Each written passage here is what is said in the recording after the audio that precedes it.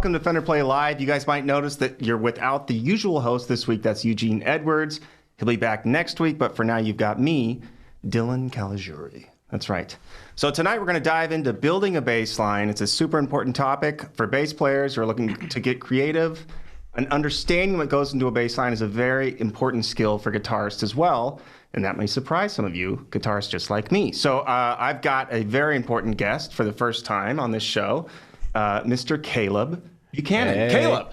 Hey, what's up, everybody? How's it going? Yes. Nice to see you. Thank you. Thank you for being here. So how you doing today, Caleb? Everything going well for you? Yeah, everything's great. I have, what's it called? What did I do today? I don't know. I woke up, ran a couple errands. I dropped off an acoustic bass somewhere, then I came here. So well, I noticed you're carrying something with you today, though, that's going to be of particular interest to our audience. What do you have? What are you playing? Oh, okay. So today I have a Fender American Original 60s P bass. I feel like I'm butchering the name, but they're still in stock. Oh. And I put a mint pickguard on it. It usually comes with a tortoise shell, but I was like, let me try something a little different. I actually love how this thing looks. What else? I have some flat wounds on here, and everything else is pretty much it's stock. Didn't change the pickups or anything. Wow, that's awesome. So you got flat ones. Can we hear it? Can we hear you play just a teensy-weensy bit?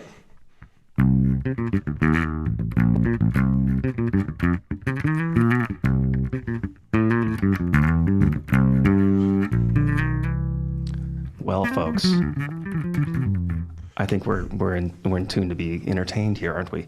Thank you very much, Caleb. That sounds fantastic. So I'm playing an Acoustasonic. It's the Exotic Wood Acoustasonic. I'm very happy to be playing it. It sounds amazing, and everybody on the crew is jealous. Okay, so we're going to dive right into it. So I want to preface today's episode by telling you guys this is a huge topic.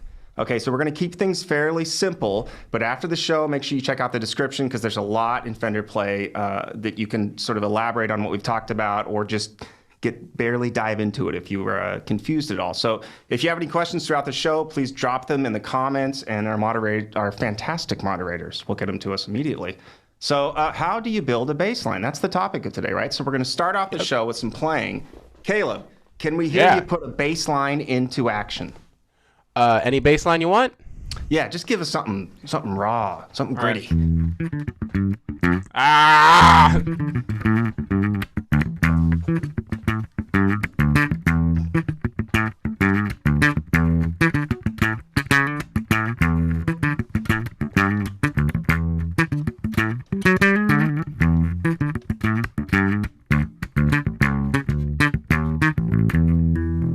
Ooh, that was quite lovely. My golden retriever loved it too. Okay, so sweet. Listen, building a bass line. If that was pretty intense for you guys, don't worry because we're going to break this down to the essentials starting right now. So first things first, find a key. Caleb, can you tell us about how to find a key and the very first steps of building a bass line? Yeah, sure. So when it comes to building a bass line, or when it comes to finding a key, let's put it in like a band case scenario. Mm-hmm. So like, let's say you're playing with the band, which due to these times, it's a little bit tricky to do now, but let's just say you have a band or like a backing track, you listen to it, and there's a couple different ways to find a key. One of the obvious ways is just asking the person who knows what the key is. That's a classic, little no brain power. Another thing you could do is you just listen and you try to figure out the root notes. And the root notes are pretty much just, in theory-wise, they're the one. So let's say in the key of A major, what's the root note? A. Right. So it's usually the letter name of the chord, and generally it's the starting chord and the ending chord of a song that you're listening to. Not all the time, but for the most of the time, right? Is that correct? Yes. Yeah, absolutely. So we're talking about finding roots, basically, is this initial first step of how to build a bass line. So whatever progression you're going to be walking through, you're going to need to know the roots of the chords that you're going to be playing over. That way you know where your home base is for each one of those chords, right? So yeah. Go ahead. Oh, no. I'm just saying, I'm just agreeing. Oh, well, thank you. Yeah, of course. You did. It seems like you've done this before. Yeah, you're doing great. So the simplest way to start a bass line is to find, you know what? I should ask one more question. Why? Why do we need to know the key? Why do we need to find the roots? Why? There's a few different reasons. If you want to build a bass line that's not just playing root notes, knowing the key will allow you to use different chord tones. So let's say you have A major, or you're playing over just an A major chord, right? The notes of A major are, it's A major scale. So instead of just doing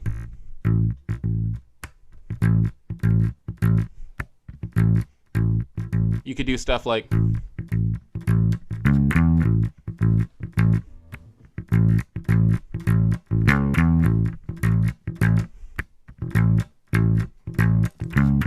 just little things. You could add like the third and the fifth, which are the chord tones. That's what we're going to build out coming soon. So yeah, basically exactly what he's talking about. It's the key is a set of notes that work well together, and when you play them together, you can make chords, basically. So that's a really simple definition. So the simplest way to start a bass line is to find the root notes of a song or chord progression. As I mentioned for you guitarists out there, this is why it's so important for you as well. You're wondering why a G chord is called a G. Well, we're starting to get into that, aren't we? So let's say we have to stick with just one chord progression. So that's just, let's say A, right?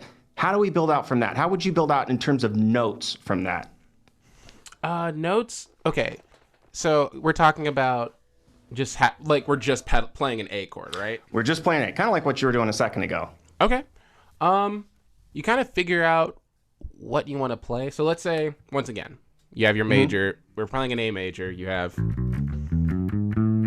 7 notes to choose from. I'm not counting the octaves or anything. But yeah, you have 7 notes to choose from. Just by itself. Well, just with that. And let's see. There's a couple things you could do. There's well, like maybe fifths are a really common bass line approach, right? Or octaves. Like how would you play over an A using fifths, for instance? There's a couple different things you could do actually. With fifths, like let's just take the same groove that I was doing before. So, cool. Boom, boom, boom.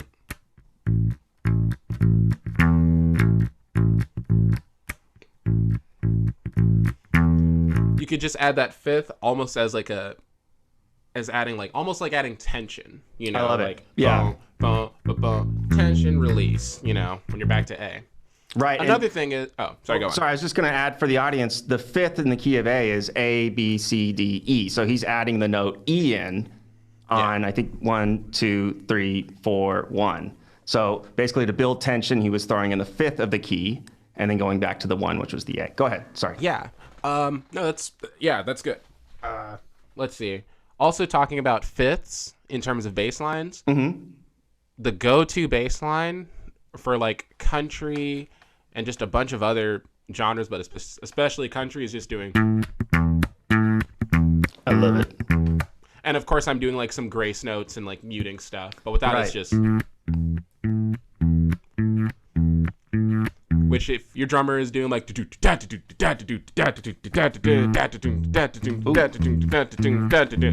in the hoedown. Yeah, that's right. That's right. And if you do it faster, it's just.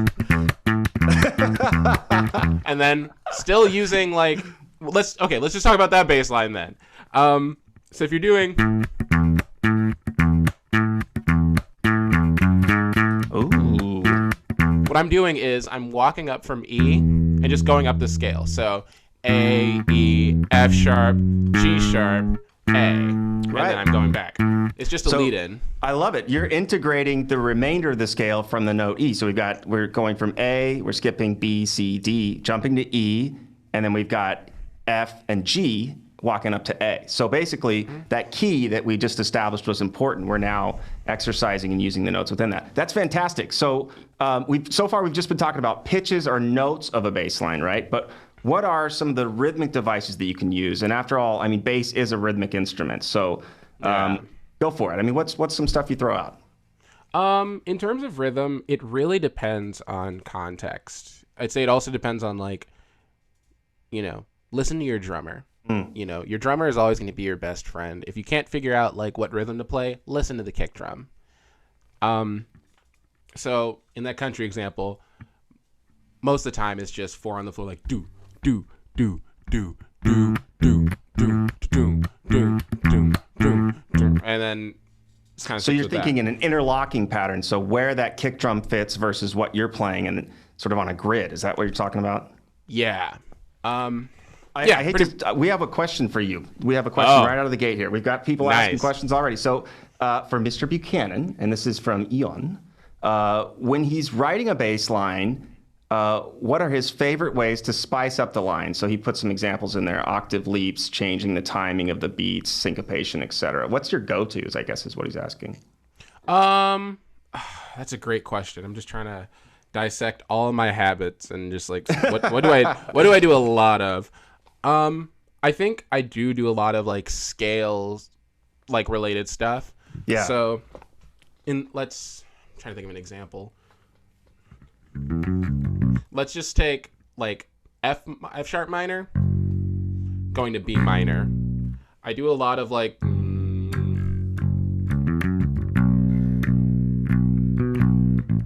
there's like, I mean, how am I going to describe that? So those are scale tones, right? That's the same type of concept. Tones. Yeah. It kind of just depends on the context of the music. You know what I mean? Yeah. It really just depends. So like if I can build off of that really fast, just because that's a great point, dude. I think what you're saying is like, I'm listening to the song and I'm thinking of the style, the genre, and the way that other bass players play in it. And I'm using that as a template to build off of. So instead of just kind of like entirely pulling from my own head, I'm going to the masters and I'm grabbing and taking what I want and sticking it in there. Yeah. Like if you're listening to a song that has like a James Jamerson, like Motown bass line. Yes. You know, or like where it requires that. Yeah. I'm not going to play like a crazy like flea slapping. Because it's just context. We kind of want you to, right, folks? I mean, I don't know. No. Yeah, I mean, okay, it's cool. It's cool. It's cool. I'm not going to lie. But, you know, it's just, you just kind of like thinking like, okay, who do I want to sound like?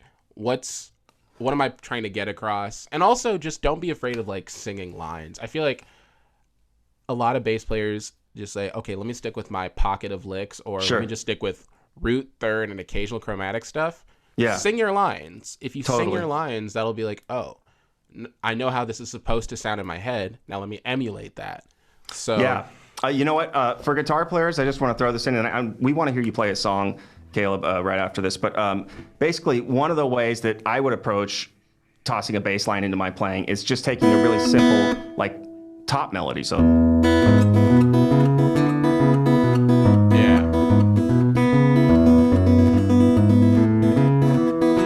So I'm basically just taking a very simple 1-4-5 blues bass line that you can find in a billion songs, maybe just less than a billion, but a lot of songs, and just literally sticking 2 notes in on every other 8th note. So it's like starting really simple and looking at the space as something that doesn't always need to be filled, is what Caleb was talking about. A lot of great points. Caleb, that's fantastic. Can we hear you play a song that's on Fender Play? Yeah. This one actually goes well with the whole singing your bass line part, or just making it as musical as possible. Love it. So I'm going to be playing Move On Up by Curtis Mayfield. Oh. Which the bass line, it goes.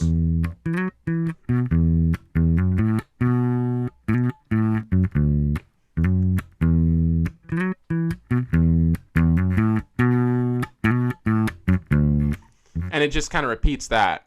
And it's a great bass line, you know. Can you, what's it called? Can you take that bass line apart for us a little bit and just talk about the different techniques that were being used in that? So like just write it from the first note forward. Okay, for sure. So first note is just your E. So boom. So we got a slide. That's killing. Yeah. Yes. You're doing a slide, going back to that E, but just an octave up, and then going down with a 5th down, and then so you're just doing this 5th shape. So already a couple of things that we discussed are present in the very top of that line. I hate to build out too much of it because you can always go and play and learn the entire thing in detail.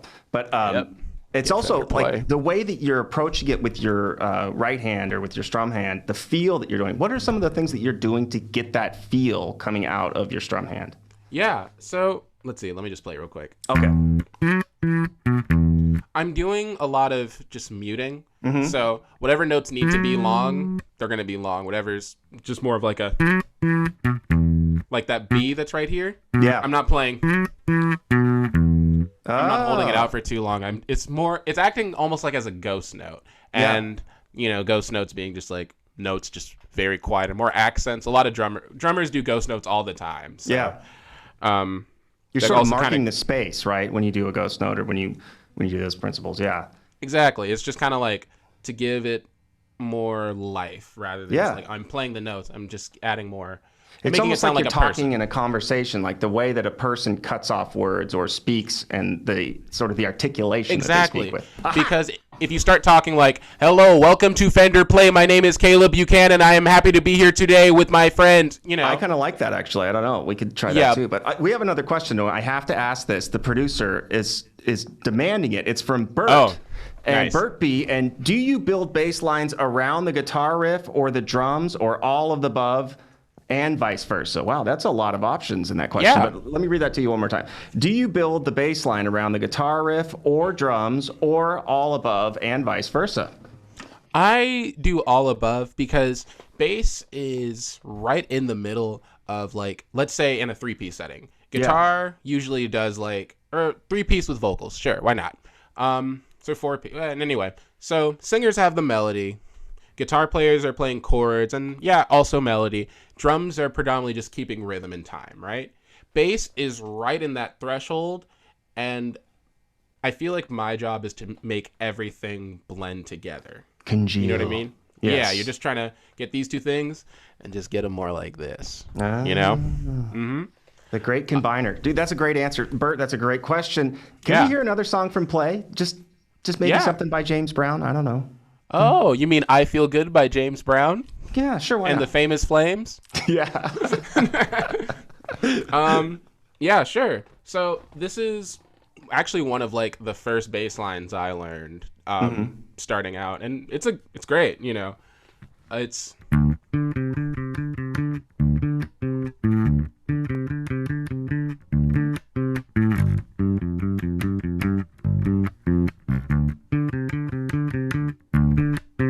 and of course you have so good, man, I got you. And then That's right. Man, that's killing. That's fantastic. It's all the details in what you're doing. The great thing about bass is it's all these little minute things that are bringing it together to create such an intense and sort of like, I don't know, foundational instrument for everything to build off of. So it's like one of the things about bass is some people don't even notice there's a bass player until they make a mistake. And you sure notice, because when the bass note's off, you're gonna whatever's in your hand's gonna fall on the ground. I remember one of my bass teachers was saying like, he was just telling me about like just being a bass player, and he was like, you're doing good if no one can notice you. You're doing great if no one can notice you, which is like, there's two ways of going about that. Like, yes, that is very true, but also sometimes you want to be noticed a little bit. There's nothing wrong with that. But for the most part, in like sessions and for most pop music, it's just like, if no one could tell you're there, or no one can tell like, oh, this, it's just like you're doing good.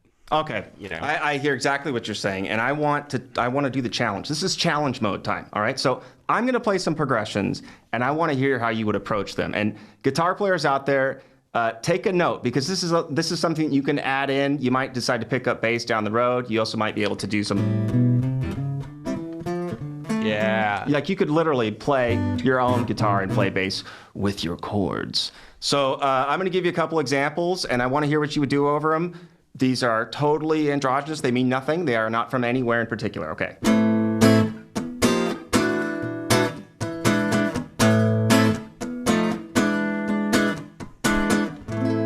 Go for it.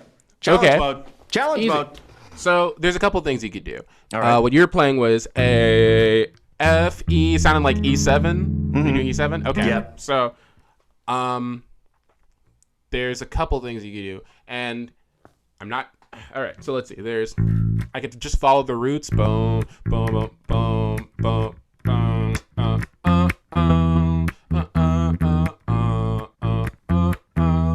But this is where listening to chords is a very important part, because the first chord you played was A minor. Right. Which is A, B, C, D, E, F, G, A. Okay. So what I'm going to do is, instead of playing, I'm going to add the minor third, or not the minor third, the third of A minor in between, which is C. So, boom, A, B, boom, C. boom, boom, boom. Just to add a little bit of movement. Ooh, I like that one. And another variation you could do is the same thing. And let's say, let's say you play that for the first time. Right. And you could do something. Okay, so what that was is it's a tip that like I learned it and I was like, it's so hard to not use it, which is you're playing the third and then the seventh right below it of E. So if your chord is E7, you're just doing like a seventh shape. Oh yeah, so, that's killing. which looks like a tritone. So in this case, I'm playing it on the 12th fret of the D string and the 13th fret of the G string. Dude, that sounds killer. I like that. And you could do that every other time. The less you do it, the better. Because if you hear it all the time, It's you're like saffron. Exactly. Yeah. It's just like saffron. It's like cinnamon. It's like a really good, beautiful spice that You're not supposed to just eat cinnamon. Huh. Yeah, hell no. That could explain the problems I've had. Okay, I'm going to give you another one. Are you ready for this? Here we go. So.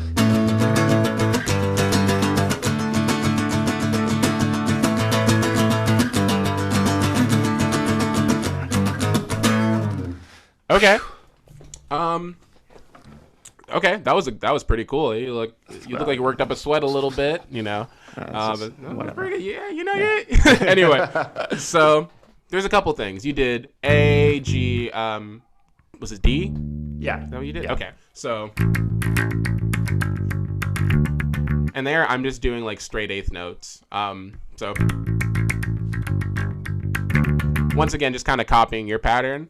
If you wanted to have a little bit of contrast, I kind of covered it. And my friend, actually, it's funny that we're doing like a how to build bass lines, because my good friend Livy Bennett from the band Mamalarchy just did a technique with the week talking about building a bass line. And we both kind of talked about this, which is doing chords on bass. Right. So let's say you're doing, can you play it again just because it sounded so cool?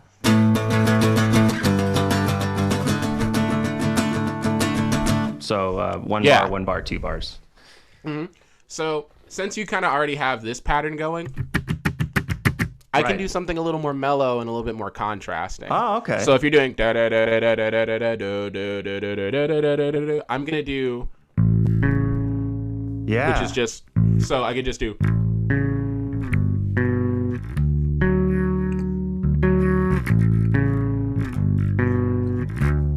And this is something another guitar player could do, like as a second guitar, right? Yeah, so you could have 100%. an auxiliary guitar doing this. This is why this is all crossed over. So for anybody that's wondering why we're not jamming together right now, it's because of latency, which means if we play at the same time, it's not going to quite line up. So we would love to be jamming together right now. I've written several letters to NASA. They have not responded yet. So we're hopefully going to have that in the... Yeah. You want to try to play together just so everyone sees what we're talking about? I think we've tried it, and there was, something in my room started on fire. It was a terrible thing. But we do have a question. So, yes. Boy, it's from YouTube, and Perry, our producer, I'm not going to try to say that. So I'll just read the question. Do you ever experiment with sounds normally reserved for spaces with other instruments, perhaps specifically tremolo or flamenco? And I think that's you're referring to this tremolo, like that, or that flamenco.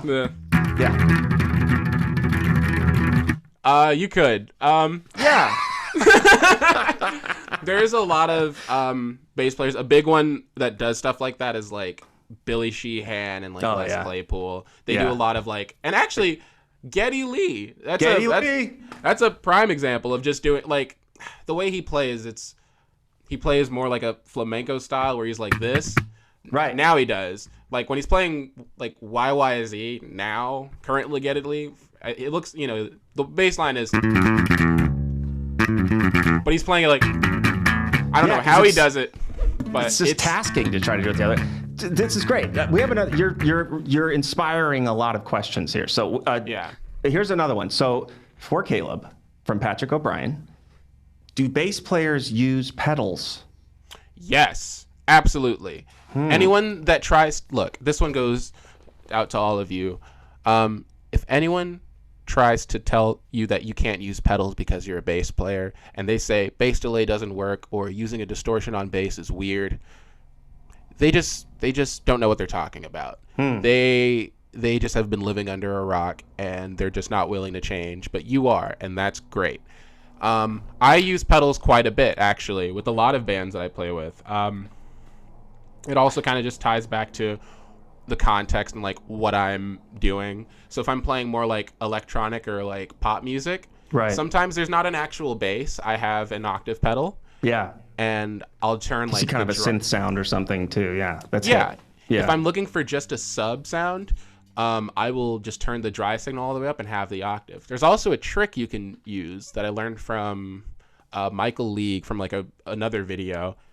Michael League of Snarky Puppy, but there's a trick you can do to get like a sub sound without using any pedals on your bass, which is you turn your tone knob all the way down. And so here's how it sounds without turning your tone knob down. You turn your tone knob down, it's already super warm, right? Right. Less attack.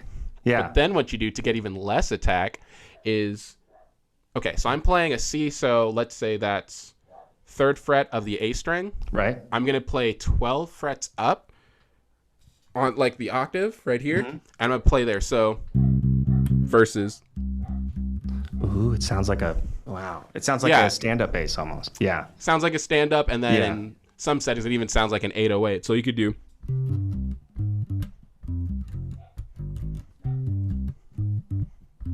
And if you have headphones, that's ideal for listening to this. You guys, that's a pretty hip tip. I mean, that alone is worth watching the show right there. Patrick, fantastic question. Couple more quick questions before we move to the homework.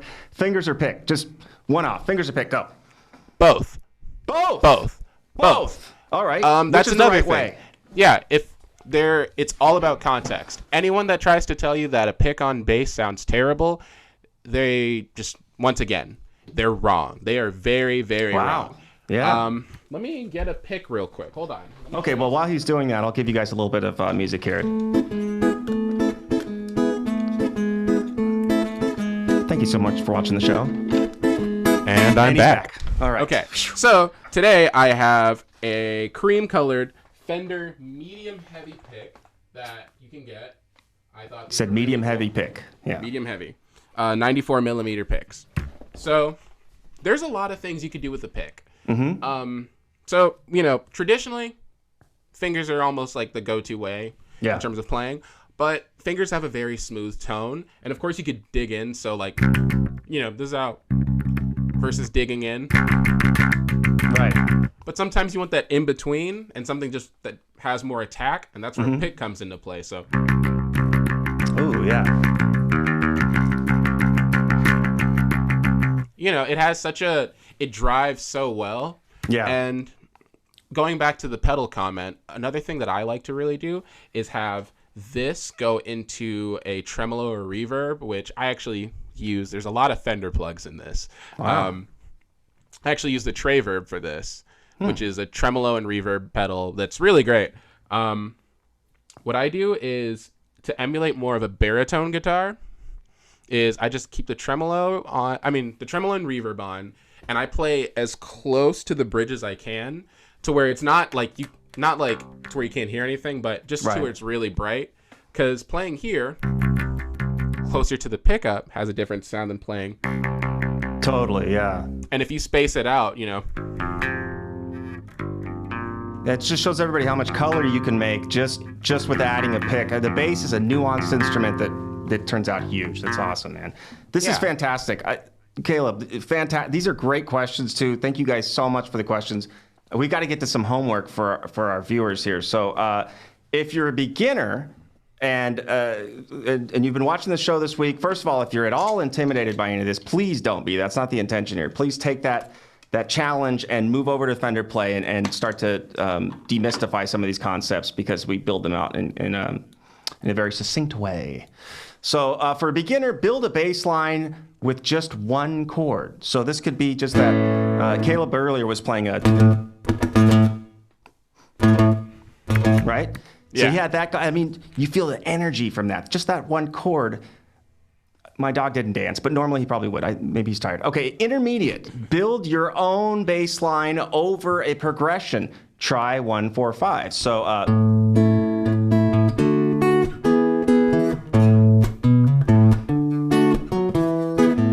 don't know. That's, there's a possible one out there. Caleb, can you give us an example? Yeah. So if you're doing, those are the chords. Yeah. You could do,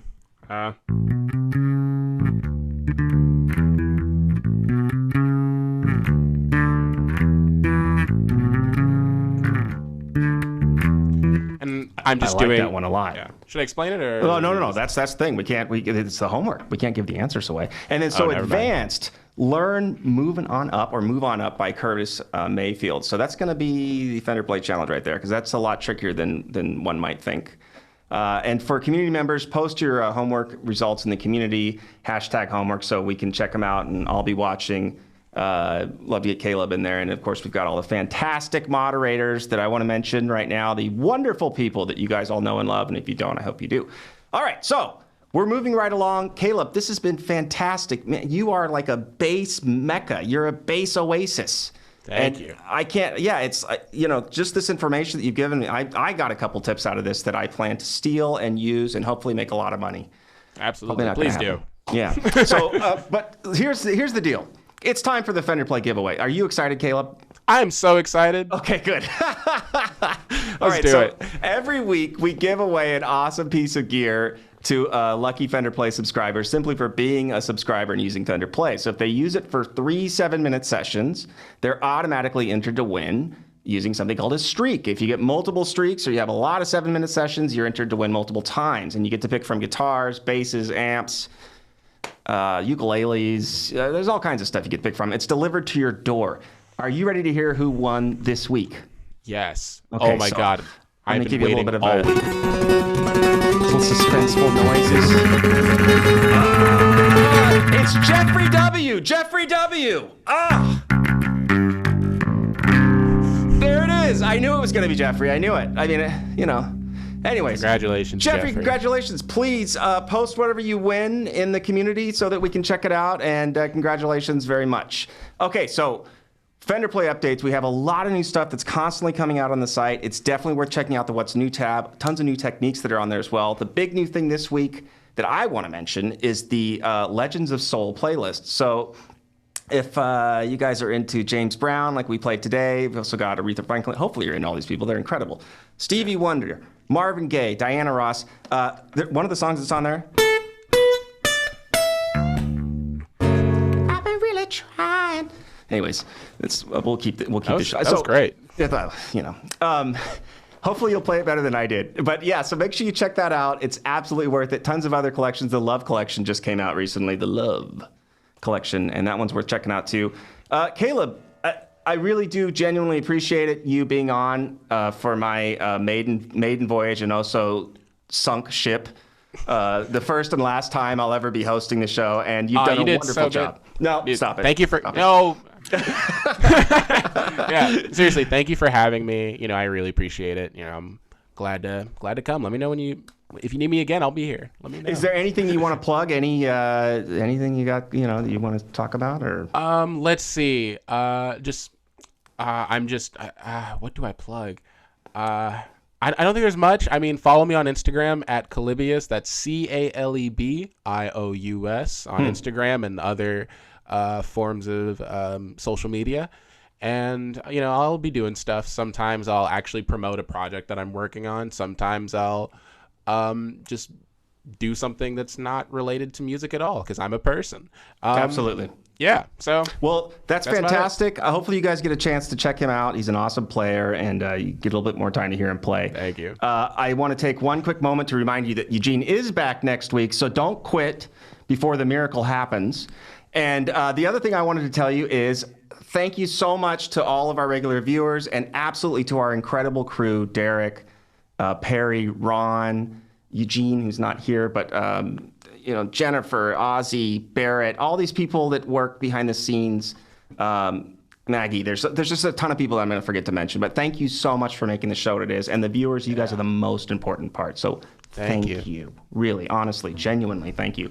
Let's go out on a G chord and give them something saucy. You guys ready? Let's do it. 3, 2, 1, go.